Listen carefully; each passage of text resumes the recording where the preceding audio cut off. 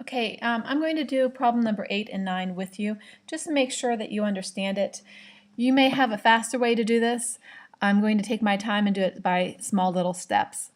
So let's just look at the top. Again, I have two terms. I'm going to circle them in red. What stands out most is the 5x and 20x for me. So if I factor out, not looking at anything else, just looking at the 5x and the 20x, I can factor out a 5x from each of those terms. All right, on the top, after I factor out a 5x, I look to see what else I can factor out, and each term has an x plus 5 in it. So the exponents are 7/2 and 3/2. The most I can factor out is the smallest amount, which is the 3/2. So besides the 5x, I'm also going to factor out a quantity x plus 5 to the 3/2 power.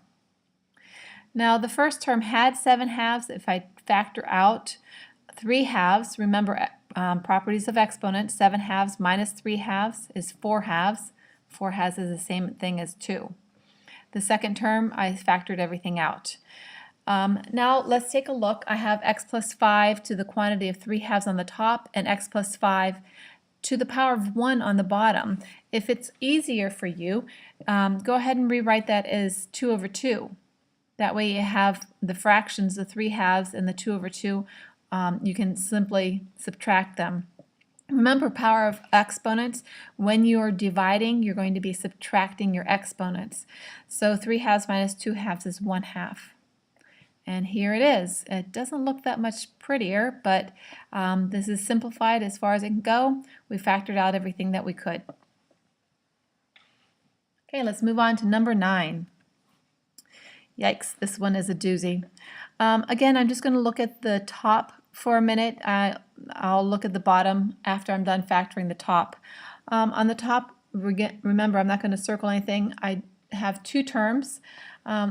One term has a 3 and an x minus 2, and the second term has a 6 and an x minus 2. The other factors of those two terms aren't factorable. So I can factor out a 3 and an x minus 2 from both terms on the top. Again, you don't have to use the brackets. You can use parentheses, that's fine. I just think it looks a little bit neater if you use brackets. If you look inside the brackets, there's nothing else that is common that I can factor out. So I'm done factoring. Actually, this problem is almost finished.